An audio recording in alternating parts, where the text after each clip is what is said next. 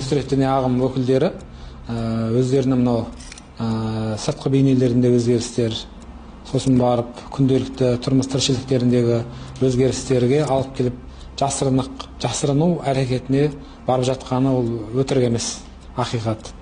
Бұрындары бастарына тақия киюді құптамайтын болса, жалаң бас намаз оқып мәселен. Қазір олар мәселен ұлттық қазақи нақыштағы бас киім дейді, соларды киіп жатады. Кейбір жігіттер сақалдарын реттеп қырып жатқаны да бар. Бұның баршасы не үшін дегенде, ол кісілердің өздерінің мынау кәсіптері болуы мүмкін. Өзгердік деген секілді бейнесін таныту үшін сыртқы бейнелерін осылай келтіріп жатады.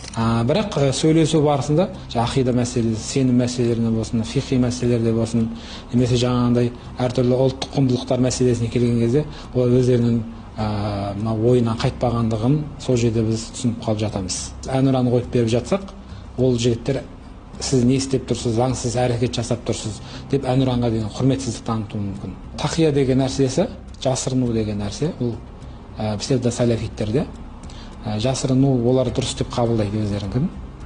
Олар керек кезінде өздеріне пайдалы дүниелер болса алып қалып жатады. Сондықтан да біздің негізгі мақсатымыз сол жігіттермен оңалту жұмыстарын жүргізіп, бұл нәрсені шариғатта мұсылман адамның өтірік айтуы, оның үлкен күнәлары бар шариғатта. Сол үлкен 10 күнәнің біреуіне кіретіндігін біз айтып жатамыз.